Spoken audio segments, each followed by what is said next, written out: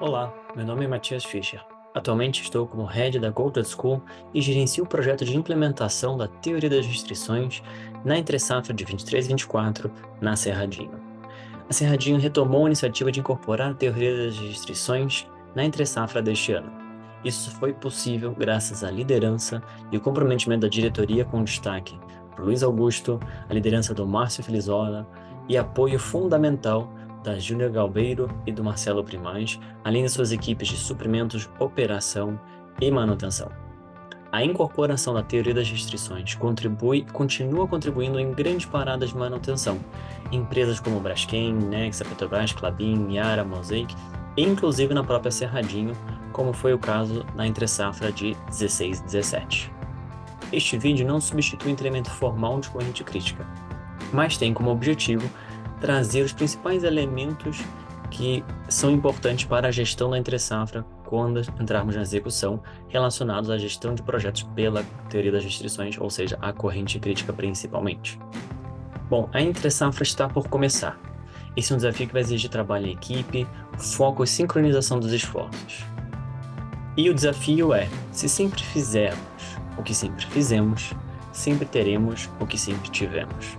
Então, queremos fazer algo diferente para elevar e tornar cada vez melhor a gestão e a execução da entre-safra da Cerradinho.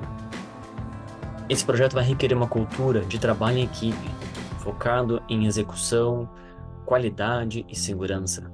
Uma equipe que busca simplicidade para tornar aquilo que seja realizado com a melhor execução possível. Um trabalho de alto foco, sempre fazendo aquilo que deve ser feito e evitando de fazer aquilo que não deve ser feito. E uma equipe que compartilha os riscos e potenciais riscos de atraso, a fim de a equipe poder resolver isso com a melhor antecedência possível. Vou mostrar então alguns principais pontos relacionados à gestão de projetos com a teoria das restrições. O primeiro ponto é que o Dr. Goldrich, em seus livros relacionados à gestão de projetos, comentou que não é importante completar cada tarefa no prazo, porém é essencial entregar o projeto no prazo. Com esse desafio, a gestão pela corrente crítica entende que cada projeto tem alta variabilidade. Variabilidade significa flutuação de tempo. Podemos também chamar isso de lei de Murphy. As coisas não executam exatamente no prazo planejado e tem oscilações. O que a corrente crítica faz, que é diferente da gestão tradicional de projetos, é entender que existe uma segurança dentro da alocação de cada tarefa. E ao invés de desperdiçar esse tempo, acreditar que ele não está lá e quando tivermos a oportunidade de não usarmos, ao invés de desperdiçar ele, a corrente crítica retira essa segurança de dentro das tarefas e aloca ao final do projeto. Ao final do projeto, para absorver exatamente essa variabilidade que as tarefas e o projeto sofrem.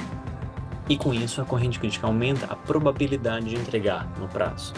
Já vou mostrar, inclusive, como isso se traduz. Uma pequena mudança também, mas muito importante, é que a corrente crítica não atualiza as tarefas por percentual completo. Nos interessa quanto tempo falta para entregar uma frente de trabalho. Por que isso? Tipicamente, uma tarefa pode ter completado 90%, mas os 10% que faltam entregar não demoram 10% do que eu havia estimado, demoram muito mais por algum problema, por Murphy, por alguma coisa que aconteceu. Então, sempre a pergunta que fazemos ao atualizar o cronograma é perguntar quanto tempo falta para aquela frente de trabalho ser entregue. Então, basicamente, a corrente crítica e a gestão de projetos, aqui traduzido de uma exemplificação bem visual, bem simples, é que a gente destaca dentro de uma gestão de projetos qual é aquela sequência mais importante que determina o tamanho total do projeto. Isso a gente chama de corrente crítica, aquela sequência altamente importante. E, em cima disso, temos o pulmão do projeto.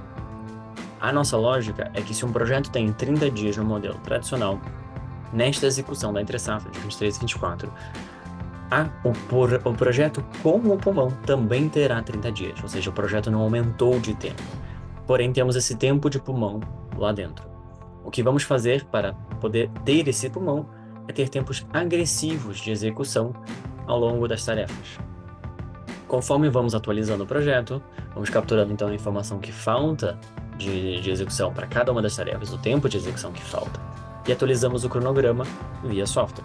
Esse software vai calcular 2 pontos.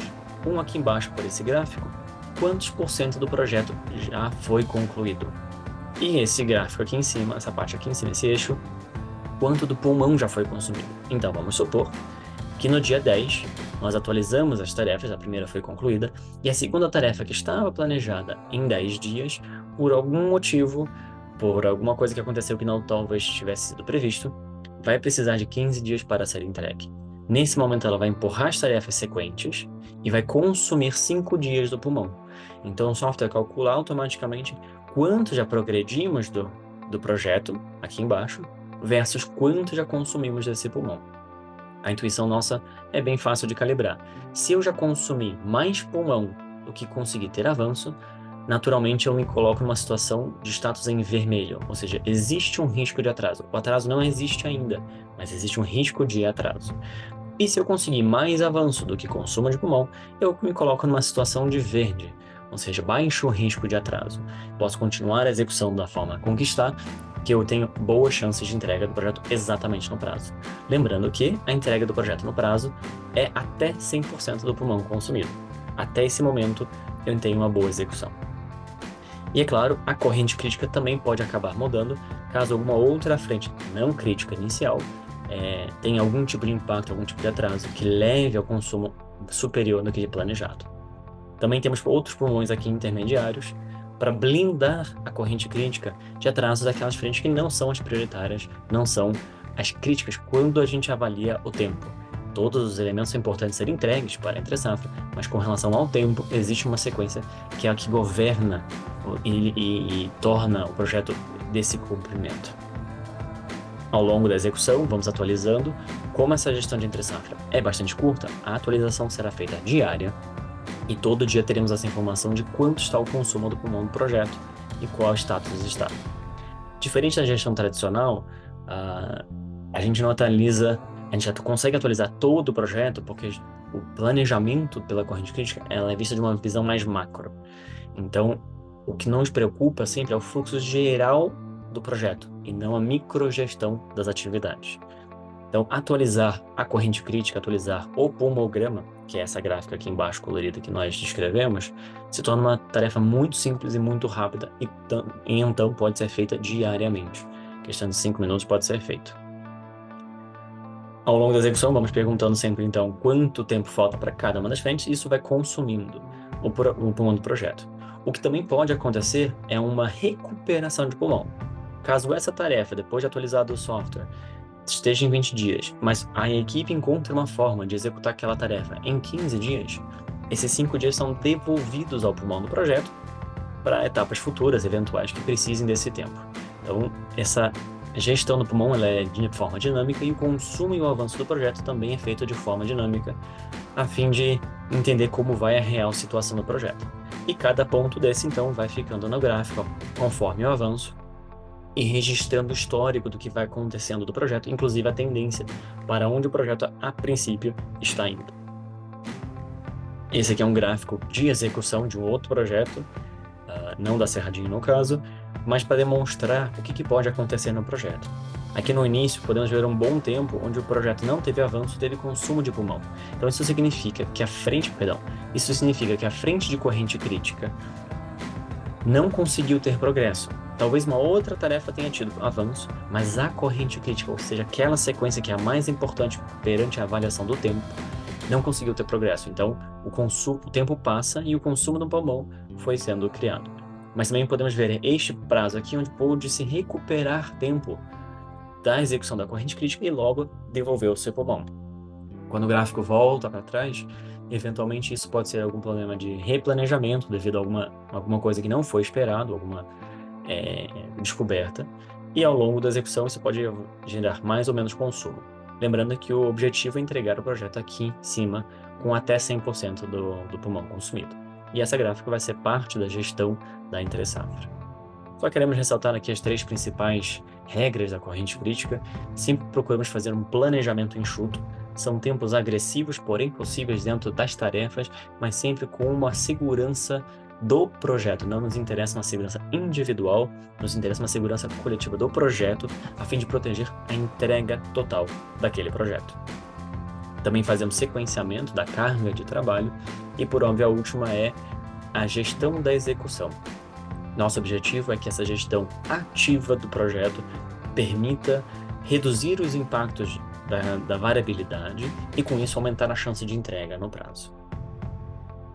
É claro que, se você tiver qualquer dúvida, temos uma equipe à disposição, temos a equipe do PCM, representados aqui pelo Thiago, Caio e Diego, também na liderança do Márcio Filizola, e temos uma equipe em campo também, da Goldratt, dentro do projeto, assim como de forma virtual. Caso queiram, podem sempre nos encontrar aqui de forma virtual, escaneando esse QR Code, e estamos à disposição. Agradecemos muito o esforço e o empenho de cada um, e boa entre safra.